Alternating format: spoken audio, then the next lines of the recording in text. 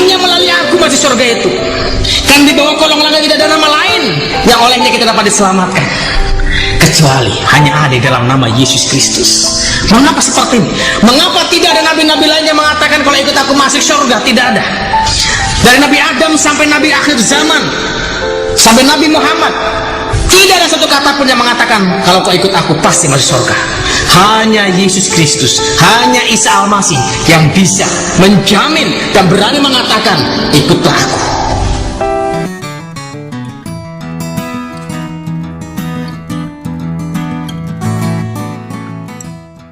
Sehingga sebenarnya secara manusiawi, secara duniawi saya semakin rugi untuk datang kepada Yesus. Tapi satu hal yang paling penting buat saya, Pak Kiai, saya sekarang sudah menerima keselamatan itu melalui Yesus Kristus. Kemudian Pak Kiai diam. Oke, kalau begitu jangan kira, dia bilang jangan kira saya ini nggak membaca Alkitab juga. Saya pun membaca Alkitab, saya pun baca Al-Quran. Tetapi di Al-Quran dan Alkitab itu tidak pernah ada satu ayat pun yang mengatakan bahwa Isa itu adalah Allah. Tidak ada. Pada saat itu saudaraku, saya mulai bingung ya, karena saya belum tahu banyak tentang firman Tuhan. Bener nggak ya? Yang saya tahu Yesus itu Allah gitu, tetapi dia katakan tidak ada. Kemudian Tuhan berikan hikmat kepada saya. Mungkin benar Pak Kiai, mungkin benar bahwa di dalam Alkitab maupun Al-Quran itu tertulis satu ayat yang mengatakan Isa Al-Masih atau Yesus adalah Allah. Tuhan memberikan akal budi kepada kita, Tuhan memberikan hikmat kepada kita supaya kita boleh belajar dan memahami akan siapakah Yesus Kristus itu atau siapakah Isa Al-Masih itu. Kemudian saya mulai tunjukkan beberapa ayat yang saya sampaikan kepada mereka. Saya membacakan yang pertama surat yang ke-31, yaitu surat Luqman ayat yang ke-34. Di sana dikatakan indallaha indahu ilmus sa'ah, indallaha indahu ilmus sa'ah. Sesungguhnya Allah hanya pada sisinya sajalah pengetahuan tentang hari kiamat. Ayat ini mengatakan bahwa hanya Allah saja yang mengetahui tentang hari kiamat itu. Saya yakin Pak Kiai, teman-teman santri juga percaya hanya Allah saja yang mengetahui hari kiamat, bukan? Kemudian dikatakan ya pasti, karena benar, memang hanya Allah saja yang mengetahui saat atau kiamat itu terjadi. Tetapi Pak Kiai, tolong perhatikan baik-baik. Ada ayat lain yang mengatakan bahwa ada seseorang yang tahu tentang hari kiamat itu, yaitu yang diambil dari Az-Zukhruf. Surat yang 43 itu Az-Zukhruf, yang artinya perhiasan. Ayat yang ke-61 disana dikatakan wa innahu la'ilmu lis-sa'ati falatamtarunna biha wattabi'uni hadza siratal mustaqim. Saya dikatakan wa innahu, dan sesungguhnya Isa Al-Masih itu la'ilmu lis-sa'ah, dialah yang mengetahui tentang saat itu, tentang kiamat itu. Kalau saya boleh tarik bagaimana Pak Kiai pernah mengajarkan kepada saya, allama yu'allimu aliman. Di sana tulis wa innahu la ilmu lisa'ah. La ilmu artinya bukan saja dia mengetahui, tetapi memang dialah sumber pengetahuan itu. Dialah sumber pengetahuan itu. Tidak ada pengetahuan tanpa Isa Al-Masih. Tidak ada teknologi canggih tanpa Isa Al-Masih. Tidak ada suatu ilmu-ilmu yang canggih tanpa Isa Al-Masih. Karena Isa Al-Masih adalah sumber pengetahuan itu, sumber ilmu itu. La ilmu lisa'ah, yang mengatakan hari kiamat. Fala tamtarunna biha, maka oleh karena itu janganlah kamu ragu-ragu terhadap Isa Al-Masih. Dan ayat yang berikutnya yang mengatakan seperti ini, wattabi'uni hadza siratal mustaqim. Isa Al-Masih berkata, wattabi'uni hadza siratal mustaqim. Ikutlah aku, inilah jalan yang lurus. Yang saya mau katakan saudaraku, wa innahu la'ilmu lis-sa'ah. Ternyata Isa Al-Masih, ternyata Yesus Kristus pun tahu kapan tentang hari kiamat itu. Kalau demikian, siapakah Isa Al-Masih itu? Surat Luqman 31 ayat 34 mengatakan hanya Allah saja yang tahu tentang hari kiamat. Tetapi Al-Quran surat 43 Az-Zukhruf ayat 61 mengatakan bahwa Isa tahu tentang hari kiamat. Dan bahkan dia berkata, wattabi'uni hadza siratal mustaqim. Ikutlah aku, inilah jalan yang lurus. Kalau kita perhatikan bagaimana saudara-saudara kita, mereka tekun beribadah satu hari. Itu 5 kali mereka beribadah kepada Tuhan. Dan 7 rakaat mereka bersujud kepada Tuhan. Dan 17 kali mereka wajib mengatakan, ihdinas siratal mustaqim, tunjukilah kami jalan yang lurus. Tetapi Yesus katakan, wattabi'uni hadza siratal mustaqim, ikutlah aku, itulah jalan yang lurus. Ada ayat lain yang menunjukkan bahwa Yesus adalah jalan. Yang dikatakan, qala lahu Isa al-Masih ana huwa tariqul haq al-hayat laisa ahadun ya'ti ilal ab illa bi. Yang dikatakan seperti itu. Qala lahu, telah berkatalah kepadamu siapa Isa al-Masih, itu Isa al-Masih, ana huwa tariq, aku adalah jalan, al-haqu, dan aku adalah kebenaran, al-hayatu, dan aku adalah kehidupan. Laisa ahadun ya'ti ilal ab, tidak ada seorang pun yang datang kepada Bapa di surga illa bi, kalau tidak bersama-sama dengan aku. Itu diambil dari Yohanes pasal yang 14 ayat yang ke-6.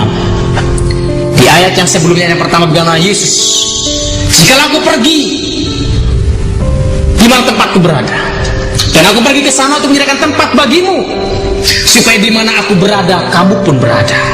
Sekarang dia sedang menyediakan tempat bagi saya, bagi Pak Kiai, bagi teman-teman, supaya kita bisa tinggal bersama-sama dengan dia, karena dialah sebenarnya Allah sendiri. Kamu dianggap mengambil ayat dari mana? Dari Yohanes, Pak. Ini Injil yang sesungguhnya, ini Injil yang benar, yang mengatakan akulah jalan, kebenaran, dan hidup. Tidak ada seorang pun yang datang kepada Bapa, sampai kepada Bapa, kalau tidak melalui aku. Mengapa ada 3 kata yang berkaitan seperti itu? Kalau saudara bisa baca ayat yang sebelumnya, itu ada satu kalimat yang mengatakan, ada seorang murid Yesus mengatakan, Tuhan, tunjukilah kami jalan itu. Dia bertanya, tunjukkanlah jalan. Tetapi jawabnya ada 3. Yang pertama, akulah jalan, kebenaran, dan hidup. Satu pertanyaan, 3 jawaban. Mengapa? Karena tidak semua jalan akan mendatangkan kebenaran. Tetapi kalau Yesus, dialah jalan yang mendatangkan kebenaran. Dan kebenaran ini masih bingung. Oleh karena itu dia katakan, tidak ada kebenaran kalau tidak mendatangkan keselamatan hidup yang kekal. Jadi Yesus, pribadi Yesus, dia adalah jalan yang mendatangkan kebenaran, dan kebenaran ini akan mendatangkan keselamatan. Itulah Injil yang benar. Oleh karena itu saya menjadi percaya, dan saya mau, karena saya yakin dan percaya saat ini pun Isa al-Masih sedang membuat tempat untuk saya kelak. Kemudian Pak Kiai bilang sama saya, apa yang saudara katakan itu adalah tidak benar, karena saudara itu menafsir, tafsiran Anda itu tidak benar. Kemudian saya katakan, Pak Kiai, saya ini nggak menafsir. Pak Kiai dulu pernah mengajarkan kepada saya, penafsiran yang mendekati kebenaran adalah penafsiran bil ma'thur, yaitu menafsirkan ayat yang satu dengan ayat yang lain. Saya hanya memindahkan ke Pak Kiai. Yang satu sisi di surat Luqman ayat 34 mengatakan hanya Allah saja yang tahu tentang hari kiamat. Tetapi surat Az-Zukhruf ayat 61 dikatakan bahwa Yesus pun tahu tentang hari kiamat. Kalau demikian, siapakah Isa al-Masih itu? Kemudian saya tunjukkan ayat yang berikutnya. Kesaksian yang kedua itu diambil dari surat 95 surat At-Tin, yaitu buah tin ayat yang ke-8. Di sana dikatakan alaisallahu bi ahkamil hakimin. Alaisallahu bi ahkamil hakimin. Bukankah Allah hakim yang seadil-adilnya? Artinya hanya Allah saja yang akan menghakimi umat manusia seadil-adilnya. Karena kita tahu keadilan di dunia ini tidak pernah adil, karena keadilannya tidak mutlak, karena kebenarannya tidak mutlak. Tetapi kalau Allah yang mengadili setiap umat manusia, dia pasti adil. Jadi hanya Allah saja yang mengetahui tentang yang akan menjadi hakim yang seadil-adilnya. Pak Kiai percaya, dan saya yakin dan harus diimani, karena Al-Quran sendiri yang mengatakan bahwa Allah itu sebagai hakim yang seadil-adilnya. Tetapi ada satu ayat lain yang mengatakan ada hakim lain yang dicatat di dalam hadis Sahih Bukhari ayat 1090. Di sana dikatakan la yushikanna ayang zila fikum Isa bin Maryam hakaman adlan. La yushikanna, sungguh-sungguh akan datang fikum kepada kamu sekalian Isa bin Maryam, Isa putra Maryam, hakaman muksiton, menjadi hakim yang muksit. Nah, kalau demikian siapakah Isa Al-Masih ini? Katanya hanya Allah sebagai hakim. Ternyata Yesus pun, Isa Al-Masih pun menjadi hakim. Kalau demikian siapakah dia? Kalau tidak cukup Pak Kiai, ada ayat yang lain. Saya akan tunjukkan ayat yang ketiga. Sebenarnya ada beberapa ayat yang menunjukkan dan bisa membuktikan bahwa Yesus itu Allah. Dan kemudian ayat yang berikutnya dari surat Al-Ahqaf, surat yang ke-46, surat Al-Ahqaf, yaitu surat bukit-bukit pasir, ayat yang ke-33. Di sana dikatakan, awalam yaro anallaha alladzi khalaqas samawati wal ard walam ya'ya bi khalqihinna biqadirin ala ayyuhyil mauta bala innahu ala kulli syai'in qadir. Di sana dikatakan, awalam yaro anallahu alladzi khalaqas samawati, dan apakah mereka tidak memperhatikan bahwa sesungguhnya Allah yang menciptakan langit dan bumi, dan dia tidak merasa payah karena menciptakannya, kuasa menghidupkan orang mati, ya bahkan sesungguhnya dia maha kuasa atas segala sesuatu. Jadi hanya Allah saja yang dapat menciptakan langit bumi beserta isinya. Bahkan ada ayat lain yang mengatakan walaupun mereka berpuasa, mereka berseru kepada Tuhan untuk menciptakan seekor lalat pun, mereka tidak akan bisa. Al-Quran berkata seperti seekor lalat pun mereka tidak akan bisa menciptakannya itu. Hanya Allah yang sanggup menciptakan. Dan bahkan di sana dikatakan bahwa hanya Allah saja yang bisa membangkitkan orang yang mati. Hanya Allah yang bisa membangkitkan orang yang mati, karena dialah Khalik, pencipta langit bumi beserta isinya. Dan saya yakin Pak Kiai harus percaya, karena ini Al-Quran. Di dalam surat Az-Zukhruf, surat yang ke-46, yang artinya bukit-bukit pasir, ayat yang ke-33. Tetapi Al-Quran, ayat yang lain juga berkata, siapa lagi yang bisa menciptakan? Ada orang yang bisa menciptakan makhluk hidup, ada lagi orang yang bisa membangkitkan orang mati. Itu surat pribadi. Di dalam surat Ali Imran ayat 49, sana dikatakan, wa rasulan ila bani Israil anni qad ji'tukum bi ayati min rabbikum anni akhluqu lakum min at-tin ka hayatu tayran fanfukhu fihi fayakunu tayran bi idznillah wa ubri akmahul abrasa wa ukhil mauta bi idznillah. Di sana dikatakan saudaraku, wa rasulan ila bani Israel, dan sebagai rasul kepada bani Israel, yaitu Yesus Kristus, yaitu Isa Al-Masih. Ini qad ji'tum bi ayatin min rabbikum, sesungguhnya aku telah datang kepadamu dengan membawa satu tanda, satu mujizat dari Tuhanmu. Inni akhluqu lakum minatin, aku menciptakan untuk kamu minatin dari tanah, kahayatu tayri, yang menyerupai burung. Jadi Yesus menciptakan, Yesus membuat dari tanah seekor burung-burungan begitu. Kemudian apa yang dia buat saudaraku? Fangfuhu fihi fayakunu tayran. Fangfuhu, kemudian dia menghembuskan nafas kepada burung ini, maka apa yang terjadi? Fayakunu tayran, maka jadilah burung beneran. Sama seperti dalam surat Yasin mengatakan kun fayakun, jadi maka jadilah. Dan sama seperti pada saat fangfuhu fihi, pada saat dia menembuskan nafasnya ke dalam burung-burung itu, dan burung itu menjadi burung beneran. Tidak cukup sampai di sana, sudah wa ubriul akmahul abroso, dan kemudian aku meniupkan, maka ia menjadi seekor burung dengan seizin Allah, dan aku menyembuhkan orang yang buta sejak lahir dan orang yang berpenyakit sopak, dan aku menghidupkan orang mati dengan seizin Allah. Saudara yang kasih, kalau saudara perhatikan baik-baik bagaimana hanya Allah saja yang dapat menciptakan makhluk hidup. Hanya Allah saja yang bisa membangkitkan orang yang mati. Tetapi ayat atau surat Al-Imran surat yang ketiga sudah dikatakan bahwa Yesus pun dia dapat menciptakan seekor burung dari tanah dengan seizin Allah. Dia dapat membangkitkan orang yang mati. Dia dapat mencelikkan mata yang buta dengan seizin Allah. Dari ayat ini mengandung trinitas di dalam itu. Mengapa saya katakan? Yang pertama, Yesus menciptakan bentuk burung. Ada karya penciptaan dalam bentuk burung.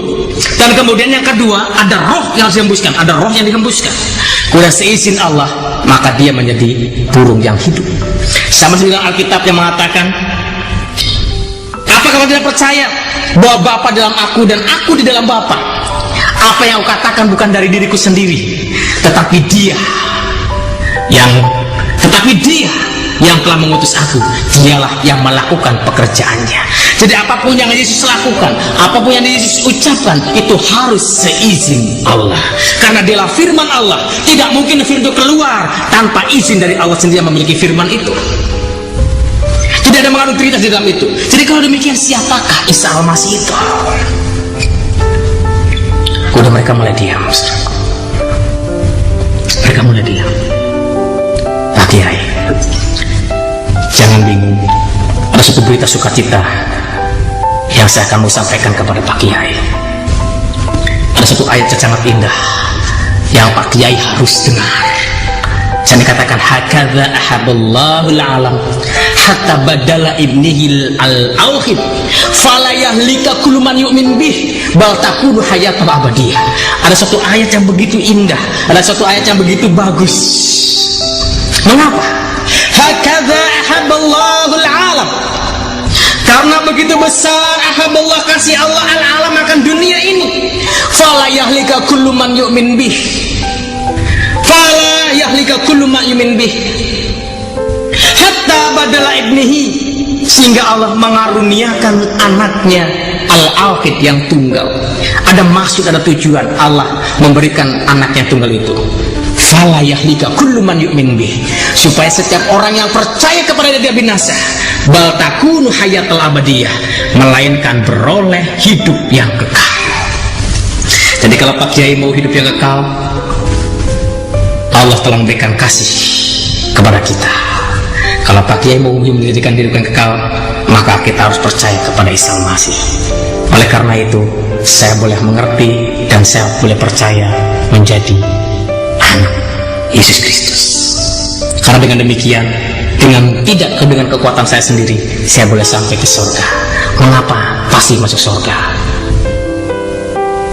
Mengapa begitu yakin? Mengapa Yesus berani katakan hanya melalui aku masuk surga itu? Kan di bawah kolong langit tidak ada nama lain yang olehnya kita dapat diselamatkan, kecuali hanya ada di dalam nama Yesus Kristus. Mengapa seperti ini? Mengapa tidak ada nabi-nabi lain yang mengatakan kalau ikut aku masuk surga? Tidak ada. Dari Nabi Adam sampai Nabi akhir zaman, sampai Nabi Muhammad, tidak ada satu kata pun yang mengatakan kalau kau ikut aku pasti masuk surga. Hanya Yesus Kristus, hanya Isa Al-Masih yang bisa menjamin dan berani mengatakan, ikutlah aku. Akulah jalan yang lurus, akulah jalan kebenaran dan hidup. Mengapa? Ada jawabannya di dalam Alkitab. Saya katakan pada Pak Kiai, di dalam Yohanes pasal yang ketiga, Yohanes pasal yang ketiga ayat yang ke-13.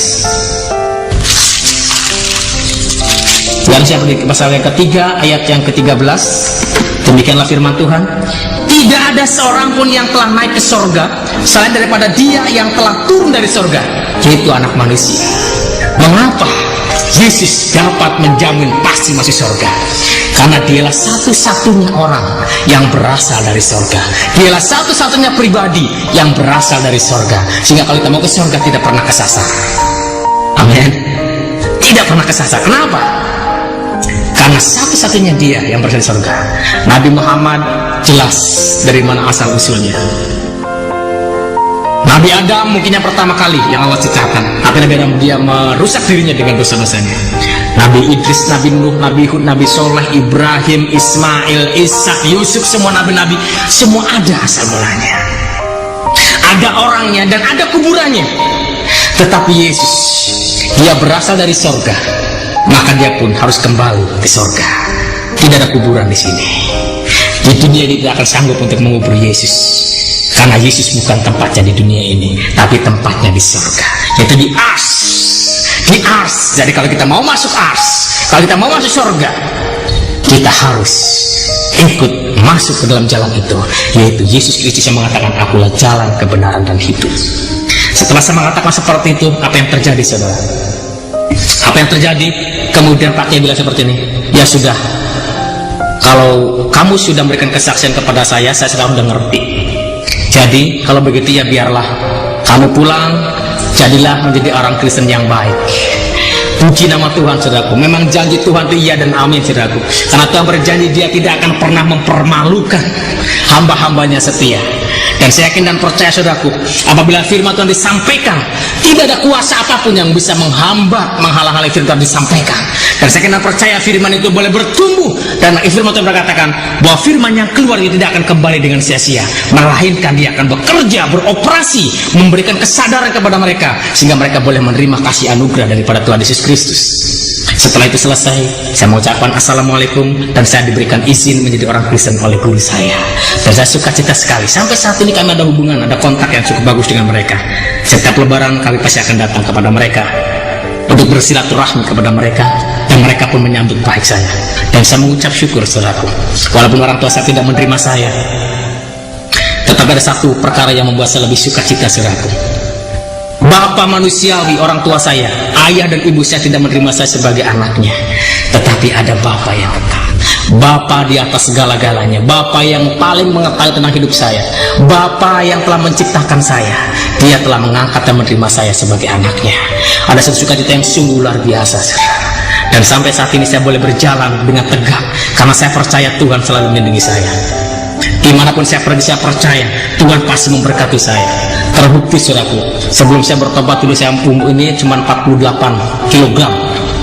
Kalau setelah saya bertobat sekarang, saudaraku, saya bisa lihat saya udah gede, sudah 60 kg, saudaraku. Jadi ada berkat yang melimpah. Amin. Ikut Yesus, pasti akan diberkati. Amin. Haleluya, saudara kasih. Apa yang terjadi setelah itu, saudaraku? Saya sungguh diberkati oleh Tuhan. Dulu saya membenci orang-orang si mata sipit, saudaraku. Dulu saya paling jijik melihat si mata sipit karena babinya. Tapi heran Tuhan ubahkan, saya boleh mengasihi mereka dengan sukacita. Saya boleh menyambut mereka dengan sukacita. Lebih heran lagi, saya sekarang paling suka makan babi, saudaraku. Dan ternyata enak babi itu, saudara kasih. Apalagi si mata sipit yang masih aku sedap. Sedap sekali, babi kecapnya itu sedap sekali. Apalagi di sate, wah enak, saudaraku. Enak, saudara. Tetapi saya mau katakan kepada saudara, bagaimana Tuhan begitu mengubahkan saya, yang tadi saya penakut, pendiam, yang tidak punya pengharapan, tapi Tuhan ubah menjadi manusia yang punya pengharapan yang pasti, karena Yesus ada bersama dengan kita. Setelah itu apa yang terjadi, saudaraku? Memang tuh firman Tuhan itu iya dan amin. Setiap firman yang keluar tidak akan kembali dengan sia-sia. Pada saat aku ada di rumah, saudaraku, saya kaget ada teman saya yang dengar percakapan saya dengan Kiai. Dia ketuk pintu, assalamualaikum. Waalaikumsalam. Dia datang, dia kaget. Saya pun kaget, datang, silakan duduk. Udah satu heran, ada apa ini? Jangan-jangan saya dipanggil lagi sama Kiai begitu ya, saudaraku. Tapi dia bilang gini, aduh, saya tuh heran sama kamu. Dia bilang gitu. Saya tahu deh, pasti kamu tuh punya sesuatu, punya misi di balik itu. Saya tahu. Kamu masuk Kristen dulu, kamu pelajari Kristen, kemudian kamu mencari kelemahan-kelemahan Kristen, baru kamu balik lagi kan ke Islam untuk menghantam orang Kristen. Seperti dulu, diulang gitu ya. Oh enggak, saya tuh sekarang benar-benar sudah Kristen loh, saya tuh sekarang benar-benar sudah menjadi murid Yesus. Enggak, pasti kamu enggak. Sekarang saya sudah bilang, iya di atas iya, tidak di atas tidak. Saya tidak mau lagi istilah ngumpet-ngumpet bahwa saya tidak, sekarang sudah terbuka bahasa, sudah mengerti. Tapi kamu kan tahu bahwa Injil mereka itu kan palsu. Ya sudah. Yang bilang palsu itu siapa? Ya, karena nggak sesuai dengan Al-Quran. Jadi palsu. Oke. Kamu bisa buktikan mana Alkitab yang asli? Kalau dikatakan dibilang Injil itu palsu, mungkin pasti bisa buktikan Injil yang benar itu mana? Pasti kamu akan tunjukkan Injil Barnabas. Itu udah belajar sama-sama loh ya. Secara akademisi bahwa Injil Barnabas tidak diterima karena secara akademik dia itu salah dan tidak benar. Yang mulai bingung. Oke, saya akan berikan satu ilustrasi kepada kamu. Saya bilang, kalau Alkitab itu sudah dipalsukan, pastinya atau tentunya Alkitab yang ada di Indonesia ini akan berbeda dengan Alkitab yang ada di Amerika. Kalau ini dipalsukan, tentunya Alkitab di Amerika itu akan berbeda dengan Alkitab yang ada di Eropa. Tentunya juga akan berbeda di tempat-tempat yang lain. Tetapi yang setelah saya tahu bahwa Injil itu sama, itu menceritakan tentang kelahiran, kematian, dan kebangkitan Tuhan Yesus Kristus. Sama seperti Al-Quran mengatakan, wassalamu alayya wa yauma wulidtu wa yauma amutu wa yauma ub'atsu hayyan. Dalam surat Maryam ayat 19. Saya dikatakan, wassalamu alayya, damai sejahtera melimpah atasku, wa yauma wulidtu, pada saat aku dilahirkan, wa yauma amutu, pada saat aku dimatikan, wa yauma ub'atsu hayyan, pada saat aku dibangkitkan hidup kembali. Jadi jelas kronologisnya Yesus adalah lahir, mati, dan bangkit. Walaupun memang dalam Al-Quran ada yang mengatakan bahwa yang disalibkan itu bukan Yesus, tetapi orang yang diserupakan dengan Yesus. Itu pun kalau saudara baca baik-baik, itu bagi mereka yang ragu-ragu. Tapi bagi kita, orang percaya, tidak ragu-ragu, Yesus pasti mati. Yesus itu sudah lahir, mati, dan bangkit kembali. Itulah Injil. Dan itu yang diberitakan di seluruh dunia. Itulah isi Alkitab yang ada di seluruh dunia. Sama isinya, bercerita kabar sukacita tentang kelahiran, kematian, dan kebangkitan Yesus Kristus. Kemudian ditanya, tapi kan bahasa aslinya nggak ada. Loh, yang bilang nggak ada itu siapa? Alkitab itu ya ada yang aslinya. Perjanjian Lama itu bahasa Ibrani, ada aslinya bahasa Ibrani. Kalau Injil bahasa Yunani, ada yang bahasa Yunani. Bahkan saya pun ada punya bahasa Arab. Saya bilang gitu, dia kaget, wah dia bahasa Arab ya? Ada. Saya mulai masuk, saya ambil, ini Alkitab yang asli, ini bahasa Ibrani, ini bahasa Yunani, ini bahasa Arab, ini bahasa Indonesia. Dia mulai tadi, kamu lagi gini, nggak berani pegang. Sama saya dulu, saya nggak berani pegang, saudaraku. Mungkin dia pun baca sama dengan saya, auzubillahi minasyaitonirrajim, auzubillahi minasyaitonirrajim, karena takut ada transfer roh, saudaraku ya. Dia bilang, rupanya dia tertarik dengan bahasa Arab, dia saudaraku. Dia bilang, oh ini akhirnya bahasa Arab. Ya kalau kamu lihat, mau baca, buka aja, baca aja. Enggak deh, tapi saya mau pinjam boleh nggak? Loh, yang punyanya boleh, tapi ingat ya, jangan kebablasan minjemnya, mesti balikin lagi ke saya. Iya, saya mau lihat aja tuh. Kemudian dia pulang, dia baca Alkitab, saya nggak tahu, dia baca. Kemudian dia balik lagi, mau kembalikan bukunya. Mana bukunya? Mana kitab bahasa Arabnya? Masih di rumah. Kenapa kamu nggak bawa? Aku lagi asik baca, katanya. Ya, dia mulai baca terus. Saya berdoa, wah, dalam nama Yesus, biarlah firman-Mu Tuhan yang berbicara, singkapkan hatinya, singkap serubungnya. Saya berdoa. Kemudian dia di sisi lagi, dia tanya sesuatu, dia tanya terus, saudaraku. Balik lagi, datang lagi, balik lagi. Dan kemudian yang terakhir dia datang dengan istrinya, datang ke situ. Kemudian, ya, sekarang saya sudah pelajari. Sekarang apa yang harus saya lakukan untuk menjadi murid Yesus? Pada saat mendengar kata itu, saudaraku, saya tersentak, terharu, sampai sukacita. Oh, Tuhan itu ajaib. Tuhan itu luar biasa. Firman-Nya dapat mengubahkan orang yang keras apapun, bisa diubahkan dengan kuasa firman. Dan kemudian saya kasih, oke, firman Tuhan yang ada di dalam Roma pasal yang ke-10, saya katakan kepada dia, Roma pasal yang ke-10 ayat 9 disebut, itu yang harus kamu lakukan. Roma pasal yang ke-10 ayat yang ke-9 dan ayat yang ke-10. Demikianlah firman Tuhan, sebab jika kamu mengaku dengan mulutmu bahwa Yesus adalah Tuhan dan percaya dalam hatimu bahwa Allah telah membangkitkan Dia dari antara orang mati, maka kamu akan diselamatkan. Karena dengan hati orang percaya dan dibenarkan, dan dengan mulut orang mengaku dan diselamatkan. Inilah syahadat tainnya orang Kristen. Orang Islam punya syahadat tain, asyhadu alla ilaha illallah wa asyhadu anna Muhammadar Rasulullah. Tetapi Kristen punya syahadat sama dua. Yang pertama, sebab jika kamu mengaku dengan mulutmu bahwa Yesus adalah Tuhan. Jadi sekarang mulutmu masih mengaku, masih syahadat, masih ada pengakuan bahwa Yesus bukan sekedar nabi, Yesus bukan sekedar rasul, Yesus bukan sekedar guru, Yesus bukan sekedar yang lainnya, tapi Yesus adalah Tuhan. Dengan lisan kamu harus mengakui bahwa Yesus adalah Tuhan. Dengan hati, di kalbi kamu harus percaya bahwa Allah telah membangkitkan dia dari antara orang mati. Ada jaminan di sana, maka kamu akan diselamatkan. Kemudian dia mulai gemetar, dia mulai menangis. Itu yang terjadi. Dan kemudian saya berdoa, saya bimbing dia berdoa. Istrinya dengan istrinya berdoa. Mereka benar-benar mengaku dosa-dosanya, dan kemudian mereka mau menerima Yesus sebagai Tuhan dan Selamat pribadi mereka. Dan saudara boleh berdoa untuk dua hamba Tuhan ini. Sekarang dia sedang belajar tentang kebenaran firman Allah, dan saya yakin dan percaya Tuhan akan pakai mereka berdua di akhir zaman ini dengan dahsyatnya, akan dipenuhi dengan tanda-tanda dan karunia-karunia, sehingga nama Tuhan diagungkan, dipermuliakan melalui keluarga ini. Oleh karena itu sering kasih, apalagi yang harus kita buat? Jikalau pada saat ini saudara sedang melihat dari program ini, saudara tersentuh, saudara diberikan pengertian oleh Tuhan siapakah Yesus itu, atau saudara tidak mengerti, tidak begitu menangkap dan tidak begitu jelas, maka saudara boleh bertanya kepada kami.